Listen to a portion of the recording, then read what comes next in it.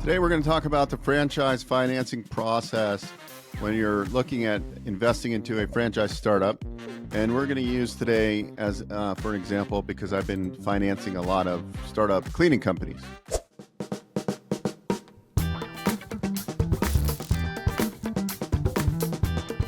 So there's several different brands that are pretty popular that have been selling a lot of units throughout the nation.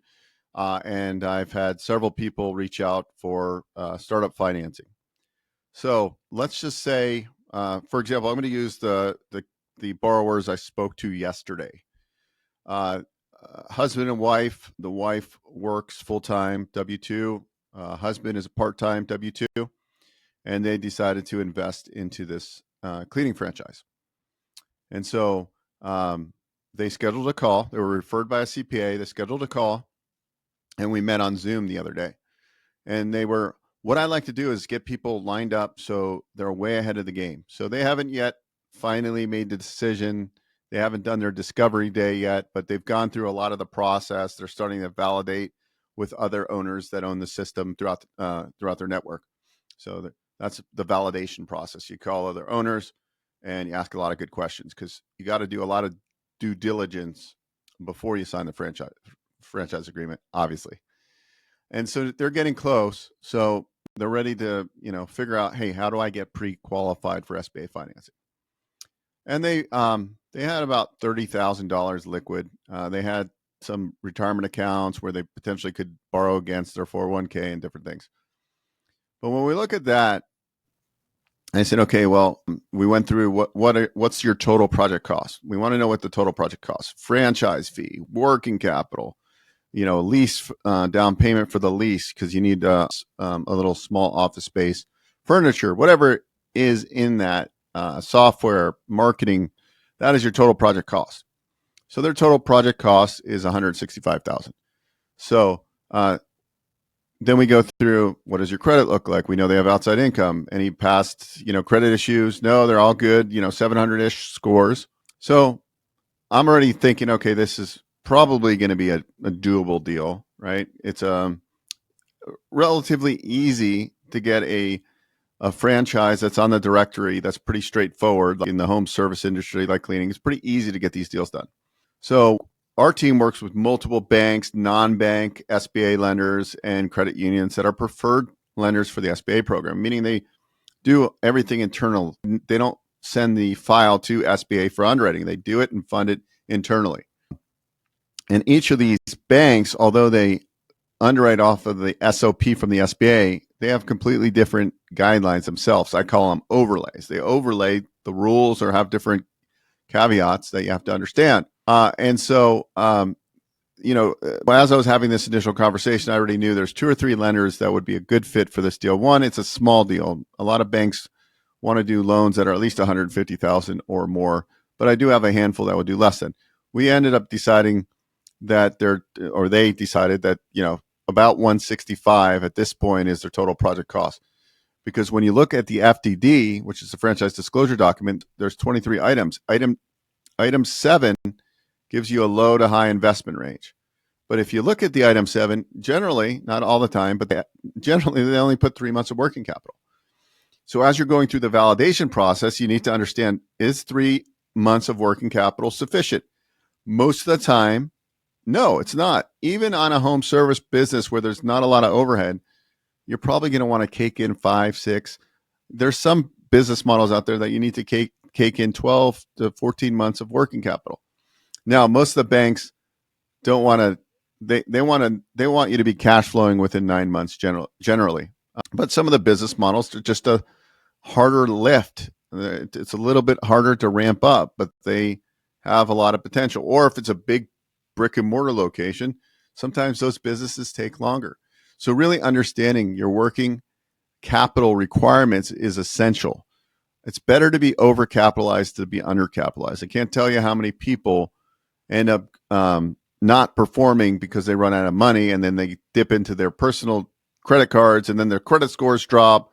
We're trying not to do that. We're trying to be proactive, and paying a little bit of extra interest is fine because it's going to probably save your booty.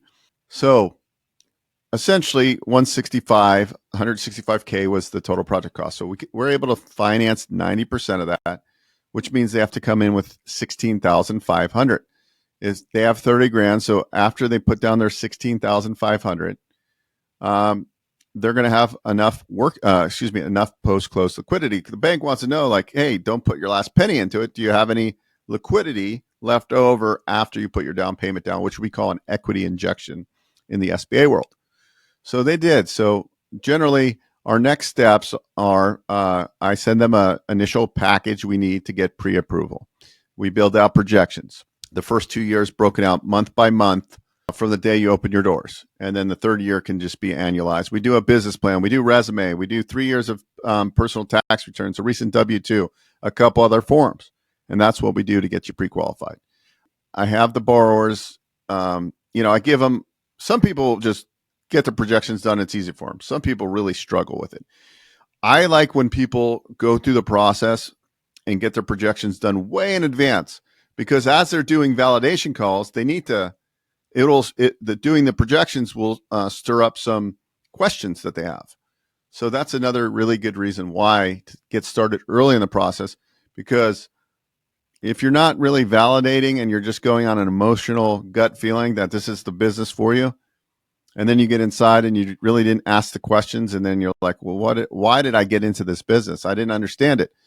You got to take the time in the beginning. You got to take the time to understand the financing. What's going to be the best option? Is there an interest-only period for the financing? How much working capital will they allow me to build in? Generally, on a franchise startup with no real estate, it's a 10-year term based on Wall Street Journal Prime plus a margin. So Wall Street Journal Prime is at 7.5. Margins can be anywhere from 1 to 3%. Where I see a lot of them in the franchise startup space for these smaller ticket franchises are between 2.25 to 2.75. And also, if you're a military veteran, you sometimes get discounts on the franchise fee, and some of the lenders we work with give you a discount on the margin. So Wall Street Journal Prime, 7.5 is the current rate. It adjusts, could on a monthly basis. However, for the SBA loan, it'll adjust quarterly, whether it goes up or down. So Wall Street Journal Prime, so margin, we call that an index, plus your margin equals your fully indexed rate. So today, if your margin is 275 and your rate 7.5, you're at 10.25. That's your fully indexed rate. Some of the lenders have an interest-only period, like I said earlier, and some of them, not all of them, allow for you to, let's say we put in 100 grand of working capital. Some of the lenders only charge interest on what's dispersed. Some of the lenders want to disperse day one. So understanding that could also would be important. But that's really the initial process. Now, let's just say the franchise fee is 50 grand. Well, I only have to come in with 16,500. The franchisor is going to say, hey, give us 50 grand.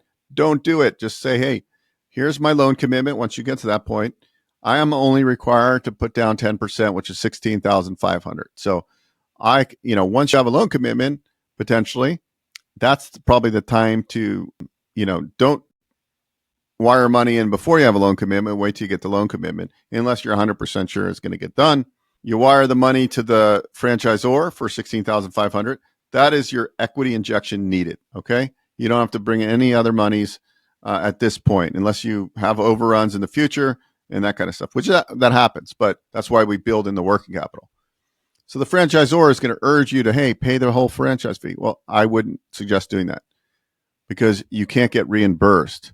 Now, you can build in more working capital, but that's really, you're paying interest on the money that you probably don't need to, in a sense, right? So the best way of doing it, and also they only had 30 grand. So if they have a $50,000 working, they would have had to tap into something or borrow money. This doesn't make sense.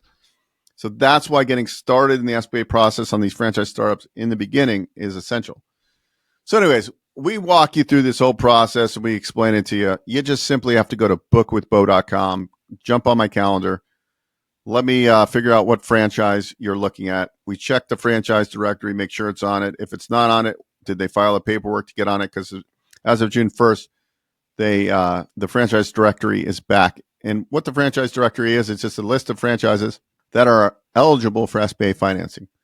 And if they're not on the list, you're not going to get SBA financing.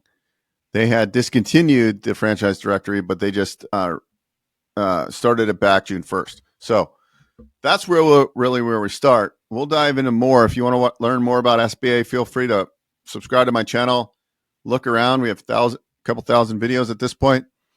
And when you're ready to make a move, go to bookwithbeau.com. We'll be happy to meet with you.